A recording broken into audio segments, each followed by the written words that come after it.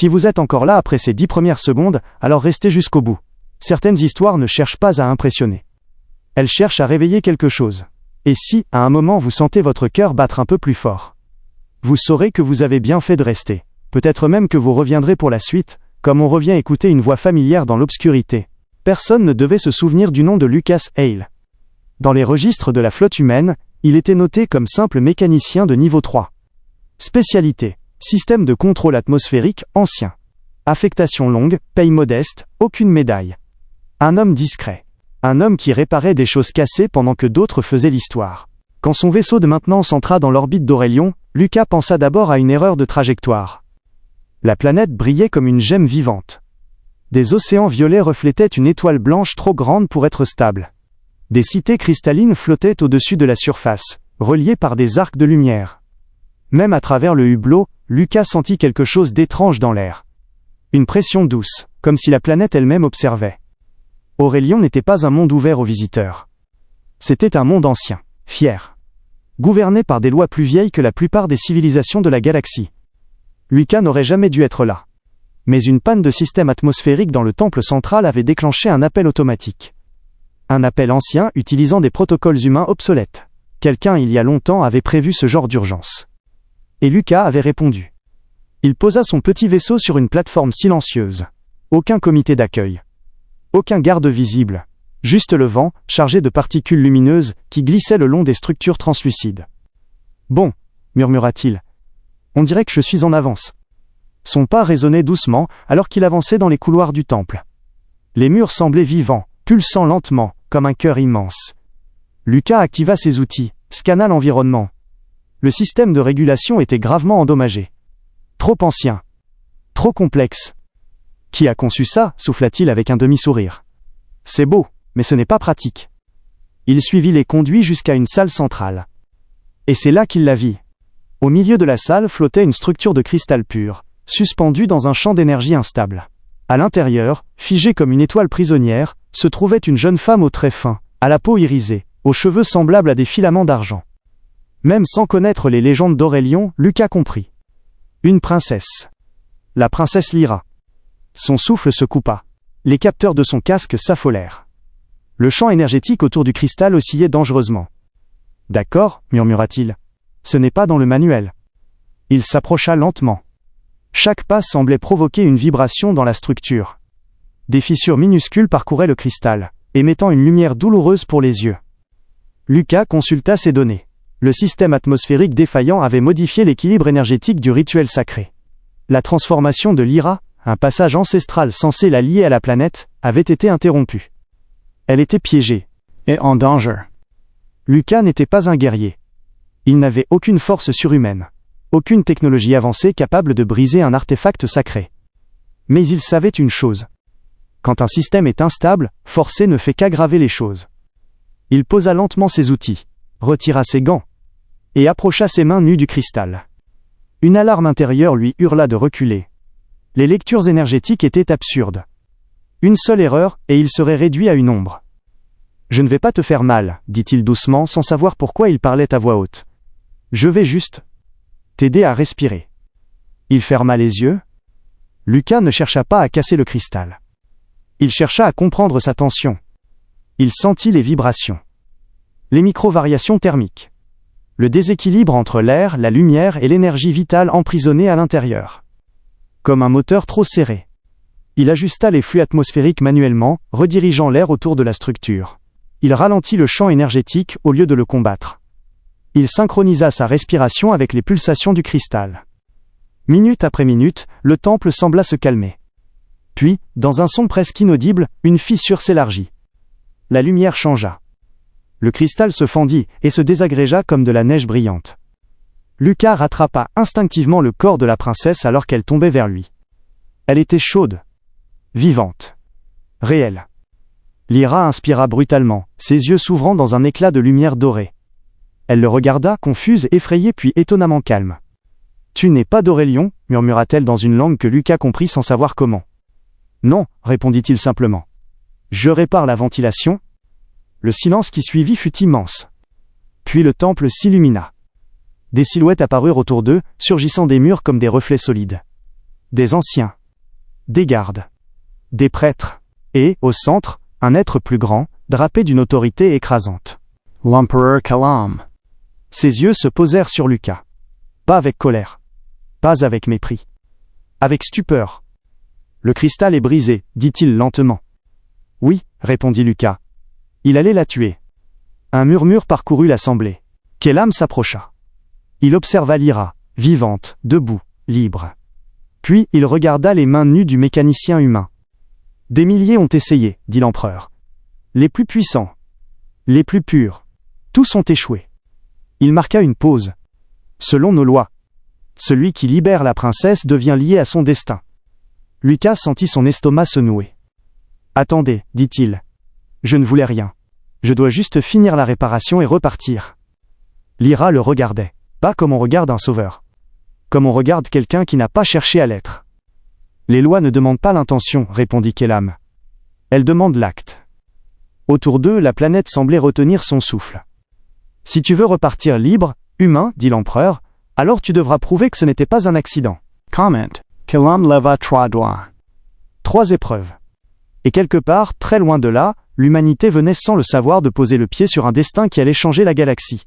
Si vous voulez savoir comment un simple mécanicien peut faire face à des lois anciennes, des empires fiers et des choix impossibles, alors restez. La suite ne parle pas de force. Elle parle de ce que signifie vraiment être humain. Lucas n'eut pas le temps de réfléchir longtemps. Dès l'aube suivante, si l'on pouvait appeler ainsi la lente variation de lumière d'Aurelion, il fut conduit au cœur de la cité haute. La princesse Lyra marchait à ses côtés. Non pas devant. Non pas derrière. À côté. Et ce détail, dans une société aussi codifiée, troubla plus d'un regard. Lucas sentait les regards sur sa nuque. Curiosité. Doute. Parfois une hostilité froide. Il se répétait une chose pour ne pas paniquer. Je ne suis qu'un mécanicien. Je fais ce que je sais faire. La première épreuve eut lieu dans l'anneau vital, une structure orbitale ancienne qui régulait l'atmosphère de toute la planète. Construite avant l'Empire. Modifiée des centaines de fois. Jamais entièrement comprise. Kelam observait depuis une plateforme élevée. La première épreuve est celle de la réparation, annonça l'empereur. Aurelion respire grâce à l'anneau vital. Il se dégrade. Nos ingénieurs échouent depuis des cycles. Il fixa Lucas. Tu as réparé ce que nous ne pouvions toucher. Fais de même ici. Lucas avala sa salive. Quand il entra dans l'anneau, le silence fut remplacé par un grondement sourd. Le son d'un système fatigué. Des vibrations irrégulières. Des variations de pression qu'il sentait dans ses os. C'est mal conçu, murmura-t-il sans réfléchir. Un murmure choqué parcourut les observateurs. Lyra esquissa un léger sourire. Lucas s'agenouilla, posa ses outils puis s'arrêta. Je peux demander quelque chose ? Dit-il. Kelam hocha la tête. Vos ingénieurs cherchent la perfection, non ? Évidemment. C'est le problème. Lucas retira un panneau cristallin, révélant un réseau trop rigide, trop pur. Aucun espace pour l'imprévu. Chez nous, expliqua-t-il calmement, on construit en sachant que ça va casser. Alors on laisse de la marge. Des défauts volontaires. Il modifia les conduits. Ajouta des dérivations simples. Des solutions presque grossières. Les capteurs s'affolèrent. Puis se stabilisèrent. Le grondement devint un souffle régulier. L'anneau vital respirait à nouveau. Un silence lourd suivit. Puis, lentement, Kelam inclina la tête. Première épreuve. Réussi. Lucas sentit ses jambes trembler. Pas de triomphe. Juste un immense soulagement. La deuxième épreuve fut plus difficile. La diplomatie.